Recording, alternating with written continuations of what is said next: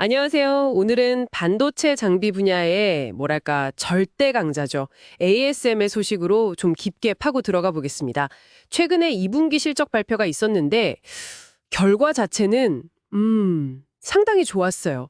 그런데 동시에 미래 전망에 대해서는 좀 뜻밖의 경고 메시지를 내뒀습니다. 이게 참 흥미로운 상황인 거죠. 네, 맞습니다. 그 2분기 수주 실적만 보면 시장 예상을 크게 웃돌았거든요. 근데 이제 2026년 성장 전망, 여기에 대해서는 불확실하다 이렇게 언급을 하면서 주가가 바로 반응을 했어요.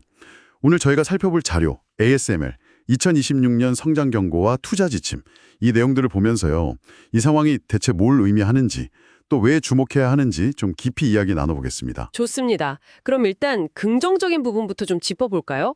ASML 2분기 신규 수주액 이게 55억 4천만 유로, 시장 기대치가 44억 4천만 유로였는데 이걸 훨씬 넘어선 거죠.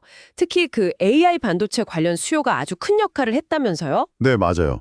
엔비디아나 애플 같은 이런 큰 고객사들이 AI 쪽에 투자를 많이 늘리면서 ASML 실적에도 직접적으로 좋은 영향을 줬습니다.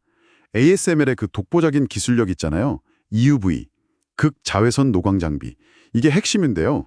뭐 3나노, 2나노 이렇게 회로 선폭을 아주 작게 만드는 최첨단 공정에는 이 장비가 없으면 안 되거든요. TSMC, 삼성전자, 인텔 다 이 장비가 필요한 주요 고객들입니다. 네. 그런데 이렇게 잘 나가는데 CEO가 직접 나서서 2026년 성장은 좀 장담하기 어렵다 이렇게 밝혔단 말이죠. 지난 10년 넘게 계속 성장만 해온 기업인데 이건 상당히 이례적인 발언 같아요. 네, 매우 이례적이죠. CEO가 이유로 든 게 이제 거시경제의 불확실성, 또 지정학적 긴장 같은 것들인데요. 특히 미국하고 중국 간의 기술 패권 경쟁, 뭐 무역 갈등, 그리고 유럽연합 이후의 정책 변화 가능성 이런 것들을 언급했습니다. 만약에 2026년에 정말로 성장이 딱 멈춘다면요. 2012년 이후로 무려 14년 만에 처음으로 제로 성장을 기록하게 되는 거라서요. 시장이 정말 민감하게 반응할 수밖에 없었어요. 발표 바로 뒤에 미국 시장 주가가 7%나 빠졌으니까요. 와, 7%면 정말 큰 폭인데 주가가 그렇게 즉각적으로 크게 하락했군요. 근데 그럼 모든 투자자들이 다 이걸 비관적으로만 보고 있는 건가요? 아니면 좀 다른 시각도 있나요? 그렇지만은 않습니다. 일부 투자자들이나 분석가들은 이번 분기 실적 자체가 여전히 수요가 강하다는 걸 보여준다 이렇게 보고 있어요. 예를 들어서 ASML의 주요 투자자 중 한 곳인 어리우스 자산운용의 그 한 디에페링크 CIO나 분석가 마이클 로에 같은 사람들은요. 단기적인 전망에 너무 흔들릴 필요는 없다 이런 입장입니다. 그러니까 산업의 근본적인 수요 자체는 여전히 탄탄하다는 거죠. 일리는 있네요. 하지만 그렇다면 시장은 왜 그렇게까지 민감하게 반응했을까요? 단순히 CEO 발언 하나 때문만은 아닐 것 같은데. 네, 좋은 지적이십니다. 이게 ASML이 파는 장비가 한 대 가격이 뭐 수천억 원씩 하잖아요. 정말 비싼 핵심 설비거든요.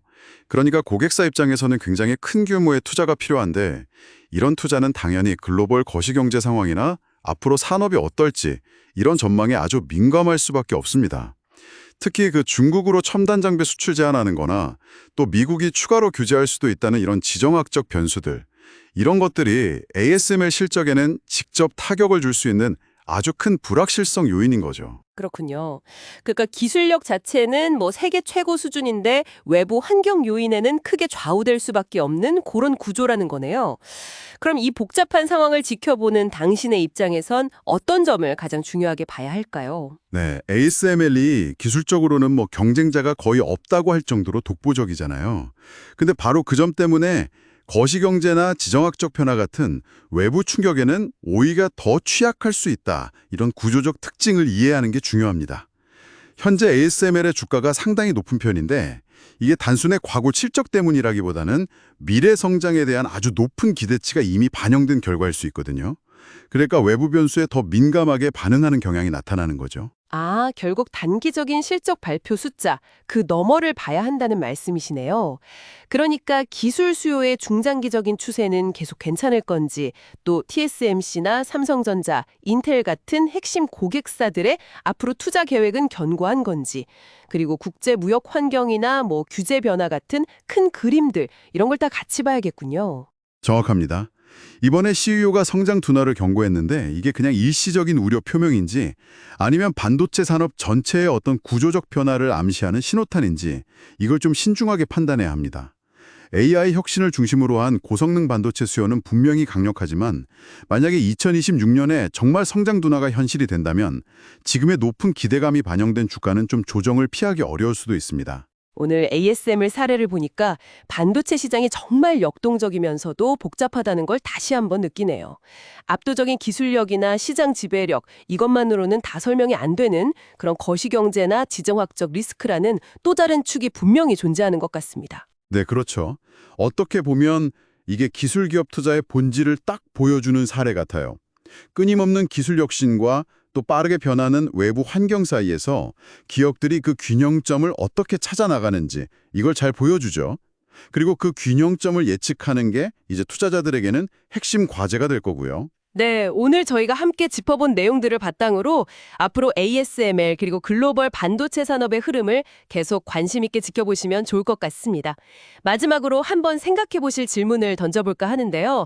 만약 당신이라면 이 불확실성 속에서 어떤 기회를 포착하시겠습니까?